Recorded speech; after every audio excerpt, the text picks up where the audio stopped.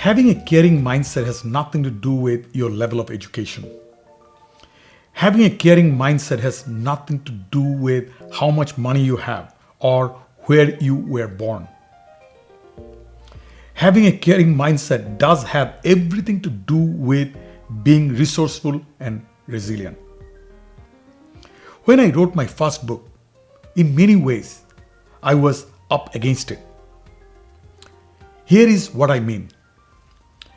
I knew there was a need for a book, a need that had gone unfulfilled until that point.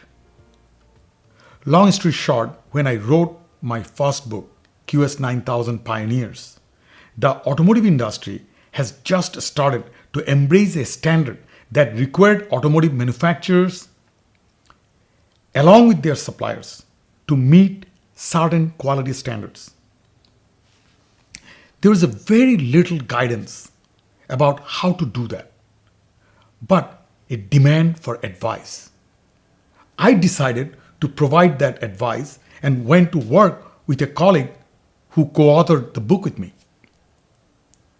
Because I was young and fairly new in the industry, I faced a lot of resistance from my managers. They could not understand why I would want to write a book that could potentially help our competitors.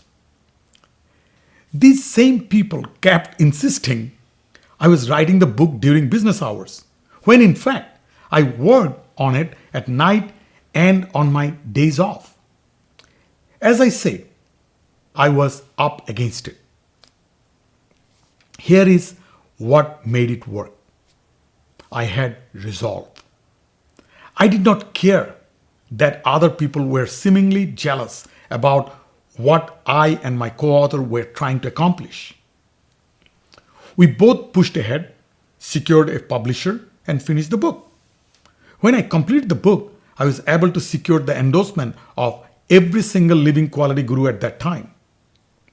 I knew their approval would dispel any pushback we were getting because these were the best of the best. They provided the book's seal of approval. QS 9000 Pioneers went on to become an automotive industry classic. Because my co-author and I had resolved, we were able to publish our book, have it endorsed by a who's who, and make a positive impact on the automotive industry. It did not matter we were not high-powered executives at that point in our careers.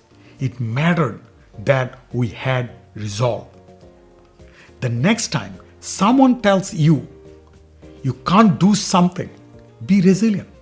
Ignore the naysayers and push forward. We all have resolve.